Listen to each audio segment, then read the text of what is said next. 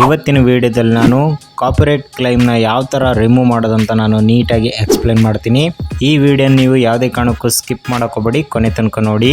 Specially ನೀವು by miss ಆಗಿ ಗೊತ್ತಿಲ್ಲದೇ ಕಾಪಿರೈಟ್ ಕ್ಲೈಮ್ ಬಂದ್ಬಿಡುತ್ತೆ. ನೀವು ಆ ಥರ ಕಾಪಿರೈಟ್ ಕ್ಲೈಮ್ ಬಂದಿರೋದನ್ನ ನೀವು ಯಾವ ಥರ ರಿಮೂವ್ ಮಾಡೋದು ಅಂತ ನೀಟಾಗಿ ಎಕ್ಸ್ಪ್ಲೇನ್ ಮಾಡ್ತೀನಿ.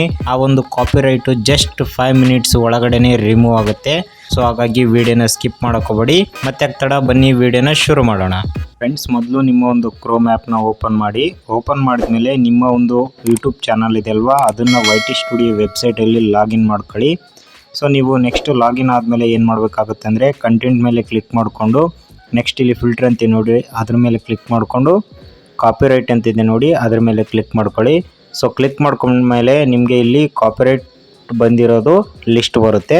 ಸೊ ನೀವು ಅವಾಗ ಏನು ಮಾಡ್ಕೋಬೇಕಂದ್ರೆ ಯಾವುದೋ ಒಂದು ವಿಡಿಯೋ ಮೇಲೆ ಕಾಪಿರೈಟ್ ಕ್ಲೈಮ್ ಬಂದಿರುತ್ತಲ್ವ, ಆ ಒಂದು ವಿಡಿಯೋ ಸೆಲೆಕ್ಟ್ ಮಾಡಿಕೊಂಡು ಇಲ್ಲಿ ಕಾಪಿರೈಟ್ ಅಂತಿದೆ ನೋಡಿ, ಸೊ ಅದ್ರ ಮೇಲೆ ಕ್ಲಿಕ್ ಮಾಡಿಕೊಂಡು ನೆಕ್ಸ್ಟ್ ಇಲ್ಲಿ ಸಿ ಡೀಟೇಲ್ಸ್ ಅಂತ ಕಾಣಿಸ್ತಾ ಇದೆ ನೋಡಿ, ತೋರಿಸ್ತೇನೆ ನಾನು ಇವಾಗ. ಸೊ ಇಲ್ಲಿ ಸಿ ಡೀಟೇಲ್ಸ್ ಅಂತಿದೆ ನೋಡಿ, ಅದ್ರ ಮೇಲೆ ಕ್ಲಿಕ್ ಮಾಡ್ಕೊಳ್ಳಿ. ಕ್ಲಿಕ್ ಮಾಡ್ಕೊಂಡಾದ್ಮೇಲೆ ನೀವು ಇಲ್ಲಿ ನೀಟಾಗಿ ನೋಡ್ಕೋಬೋದು ಎಲ್ಲಿ ನಮ್ಮ ಒಂದು ವಿಡಿಯೋದಲ್ಲಿ ಎಲ್ಲಿ ನಮಗೆ ಕ್ಲೈಮ್ ಬಂದಿದೆ ಅನ್ನೋದನ್ನು ತೋರಿಸುತ್ತೆ, ಕಾಪಿರೈಟ್ ಕ್ಲೈಮು. ಸೊ ಇಲ್ಲಿ ನೋಡ್ತಾ ಇರ್ಬೋದು, ಇಲ್ಲಿ ವೈಟ್ ಕಲರ್ ಇದೆ ನೋಡಿ, ಅಲ್ಲಿ ನಮಗೆ ಕಾಪಿರೈಟ್ ಕ್ಲೈಮ್ ಬಂದಿದೆ. ಯಾಕಂದರೆ ನಾನು ಅವರ ಒಂದು ವಾಯ್ಸ್ ಯೂಸ್ ಮಾಡಿದ್ದೀನಿ, ಹಾಗಾಗಿ ಅಲ್ಲಿ ಕ್ಲೈಮ್ ಬಂದಿದೆ.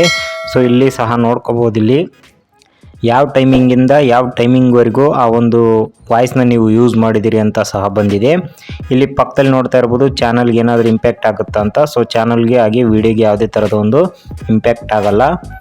ನಿಮ್ಗೇನಾದರೂ ಕಾಪಿರೈಟ್ ಕ್ಲೈಮ್ ಬಂದಿರುತ್ತಂದರೆ ಯಾವುದೇ ಕಾರಣಕ್ಕೂ ನಿಮ್ಮ ಚಾನಲ್ಗಾಗಲಿ ವಿಡಿಯೋಗಾಗಲಿ ಪ್ರಾಬ್ಲಮ್ ಆಗಲ್ಲ. ಕಾಪಿರೈಟ್ ಸ್ಟ್ರೈಕ್ ಬಂದರೆ ಮಾತ್ರ ನಿಮಗೆ ಚಾನಲ್ಗೆ ಹಾಗೆ ವಿಡಿಯೋಗೆ ಪ್ರಾಬ್ಲಮ್ ಆಗುತ್ತೆ. ಸೊ ಹಾಗಾಗಿ ನಿಮಗೇನಾದರೂ ಕಾಪಿರೈಟ್ ಕ್ಲೈಮು ಮತ್ತು ಕಾಪಿರೈಟ್ ಸ್ಟ್ರೈಕ್ ಬಗ್ಗೆ ಡಿಫ್ರೆನ್ಸ್ ಬೇಕಂದರೆ ಕಾಮೆಂಟ್ ಮಾಡಿ, ನಾನು ನೀಟಾಗಿ ತಿಳಿಸ್ಕೊಡ್ತೀನಿ ನೆಕ್ಸ್ಟ್ ವಿಡಿಯೋದಲ್ಲಿ.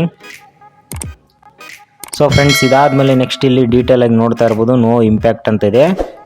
ಸೊ ಅದಾದಮೇಲೆ ನೆಕ್ಸ್ಟು ಇಲ್ಲಿ ಏನು ಮಾಡಬೇಕಂದ್ರೆ ಸೆಲೆಕ್ಟ್ ಆ್ಯಕ್ಷನ್ ಅಂತಿದೆ ನೋಡಿ, ಅದ್ರ ಮೇಲೆ ಕ್ಲಿಕ್ ಮಾಡ್ಕೊಳ್ಳಿ.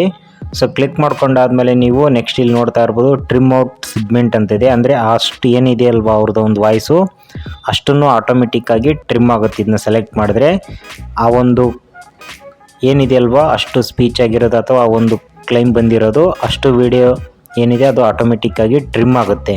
ಸೊ ನೆಕ್ಸ್ಟ್ ಯಾರಾದರೂ ವಿಡಿಯೋ ನೋಡಿದರೆ ಅಷ್ಟು ನೆಕ್ಸ್ಟ್ ಅವ್ರಿಗೆ ತೋರಿಸೋದಿಲ್ಲ. ಇನ್ನು ನೆಕ್ಸ್ಟ್ ರೀಪ್ಲೇಸ್ ಅಂತ ಸಾಂಗ್ ಅಂತಿದೆ ನೋಡಿ, ಅಂದರೆ ಆ ಒಂದು ಪ್ಲೇಸಲ್ಲಿ ಬೇರೆ ಥರದ ಒಂದು ಆಡಿಯೋನ ಆ್ಯಡ್ ಮಾಡ್ಕೊಳ್ಳೋದು. ಸೊ ಅದ್ರ ಮೇಲೆ ಕ್ಲಿಕ್ ಮಾಡ್ಕೊಂಡ್ರೆ ನೀವು ನೆಕ್ಸ್ಟ್ ಇಲ್ಲಿ ಗೊತ್ತಾಯ್ತಲ್ವಾ, ರೀಪ್ಲೇಸ್ ಸಾಂಗ್ ಅಂದರೆ ಆ ಒಂದು ಪ್ಲೇಸಲ್ಲಿ ರೀಪ್ಲೇಸ್ ಆಗಿ ನೀವು ಅಡಿಷ್ನಲ್ ಆಗಿ ಆಡಿಯೋನ ಆ್ಯಡ್ ಮಾಡೋದು, ಅದು ಹಳೇದು ರಿಮೂವ್ ಆಗಿಬಿಡುತ್ತೆ.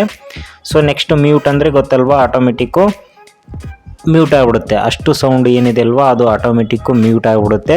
ಯಾವುದೇ ಥರದ ಒಂದು ಆ ಪ್ಲೇಸಲ್ಲಿ ಸೌಂಡ್ ಕೇಳಲ್ಲ. ಹಾಗಾಗಿ ಸೊ ನೀವು ಫಸ್ಟ್ ನನ್ನ ಪ್ರಕಾರ ಮ್ಯೂಟ್ ಸಾಂಗ್ ಅಂತಿದೆ ನೋಡಿ ಅದನ್ನಾದರೂ ಕ್ಲಿಕ್ ಮಾಡ್ಕೊಳ್ಳಿ, ಇಲ್ಲಾಂದರೆ ರೀಪ್ಲೇಸ್ ಸಾಂಗ್ ಅಂತಿದೆ ನೋಡಿ ಅದನ್ನಾದರೂ ಕ್ಲಿಕ್ ಮಾಡ್ಕೊಳ್ಳಿ. ರೀಪ್ಲೇಸ್ ಸಾಂಗ್ ಎಲ್ಲಿ ಯೂಸ್ ಮಾಡ್ತೀರಿ ಅಂದರೆ ನೀವು ಫಾರ್ ಎಕ್ಸಾಂಪಲ್ಗೆ ಬ್ಯಾಕ್ಗ್ರೌಂಡ್ ಮ್ಯೂಸಿಕ್ ಯೂಸ್ ಮಾಡಿದಾಗ ಕಾಪಿರೈಟ್ ಕ್ಲೈಮ್ ಬಂತಂದರೆ ರೀಪ್ಲೇಸ್ ಸಾಂಗ್ ಯೂಸ್ ಮಾಡ್ಕೊಳ್ಳಿ. ಸಪೋಸ್ ಬೇರೆಯವರು ವಾಯ್ಸ್ ಏನಾದರೂ ನಿಮ್ಮ ಒಂದು ವಿಡಿಯೋದಲ್ಲಿ ಹಾಕಿರ್ತಾರೆ, ಮಿಸ್ ಆಗಿ ಏನಾದರೂ ಕ್ಲೈಮ್ ಬಂತಂದರೆ ಇಲ್ಲಿ ಮ್ಯೂಟ್ ಅಂತಿದೆ ನೋಡಿ ಅದನ್ನ ಕ್ಲಿಕ್ ಮಾಡ್ಕೊಳ್ಳಿ. ಯಾಕಂದರೆ ರೀಪ್ಲೇಸ್ ಸಾಂಗ್ ಯೂಸ್ ಮಾಡಿಕೊಂಡ್ರೆ ನೀವು ಬ್ಯಾಕ್ಗ್ರೌಂಡಿಗೆ ಕ್ಲೈಮ್ ಬಂದಿರುತ್ತೆ, ಹಾಗಾಗಿ ರೀಪ್ಲೇಸ್ ಮಾಡಿಕೊಂಡ್ರೆ ನಿಮಗೆ ಆ ಒಂದು ಕ್ಲೈಮು ಹೊರಟೋಗುತ್ತೆ. ಬಟ್ ನಾನು ಜಸ್ಟ್ ಸ್ವಲ್ಪ ವಾಯ್ಸ್ನ ಯೂಸ್ ಮಾಡಿದ್ದೀನಿ, ಅದನ್ನು ಮ್ಯೂಟ್ ಮಾಡಿಕೊಂಡ್ರೆ ಆ ಒಂದು ವಿಡಿಯೋಗೆ ವ್ಯಾಲ್ಯೂಬಲ್ ಇರಲ್ಲ, ಹಾಗಾಗಿ ಮ್ಯೂಟ್ ಮಾಡ್ತೀನಿ. ಅಂದರೆ ರೀಪ್ಲೇಸ್ ಮಾಡಿದರೆ ವ್ಯಾಲ್ಯೂಬಲ್ ಇರಲ್ಲ, ಯಾಕಂದರೆ ಆ ಪ್ಲೇಸಲ್ಲಿ ಅವ್ರದ್ದೇ ಒಂದು ವಾಯ್ಸ್ ಬೇಕಾಗುತ್ತೆ.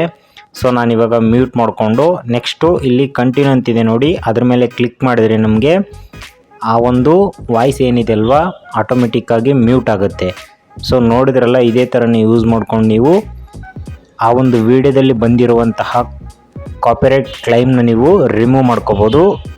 ಸ್ವಲ್ಪ ವೇಟ್ ಮಾಡಬೇಕಾಗುತ್ತೆ, ಯಾಕಂದರೆ ಆ್ಯಕ್ಷನ್ ಕೊಟ್ಟ ಮೇಲೆ ಅಂದರೆ ಕಂಟಿನ್ಯೂ ಕೊಟ್ಟ ಮೇಲೆ ನಿಮಗೆ ಸ್ವಲ್ಪ ಪ್ರೊಸೆಸ್ ಇರುತ್ತೆ. ಯಾಕಂದರೆ ಚೆಕ್ ಮಾಡ್ತಾ ಇರೋರು, ಚೆಕ್ ಮಾಡಿದ್ಮೇಲೆ ನಿಮಗೆ ಖಂಡಿತವಾಗಿಯೂ ಆ ಒಂದು ಕ್ಲೈಮು ರಿಮೂವ್ ಆಗುತ್ತೆ. ಜೊತೆಗೆ ಆ ಪ್ಲೇಸಲ್ಲಿ ಏನು ಬಂದಿರುತ್ತಲ್ವ ಅದು ಆಟೋಮೆಟಿಕ್ಕಾಗಿ ಮ್ಯೂಟ್ ಆಗುತ್ತೆ. ನೋಡಿದ್ರಲ್ಲ ಫ್ರೆಂಡ್ಸ್, ಇಷ್ಟು ಈ ವಿಡಿಯೋ ನಿಮಗೆ ಯೂಸ್ಫುಲ್ ಆಗಿದೆ ಅಂತ ಅನ್ಕೊತಾ ಇದ್ದೀನಿ. ಇನ್ನೂ ಯಾರು ನಮ್ಮ ಚಾನಲ್ನ ಸಬ್ಸ್ಕ್ರೈಬ್ ಮಾಡ್ಕೊಂಡಿಲ್ಲ ಅಂದರೆ ದಯವಿಟ್ಟು ಸಬ್ಸ್ಕ್ರೈಬ್ ಮಾಡ್ಕೊಳ್ಳಿ, ಹಂಗೆ ಬೆಲ್ ಐಕನ್ನು ಕ್ಲಿಕ್ ಮಾಡಿ. ಮತ್ತೆ ಮುಂದಿನ ವಿಡಿಯೋದಲ್ಲಿ ಸಿಗೋಣ. Thank you.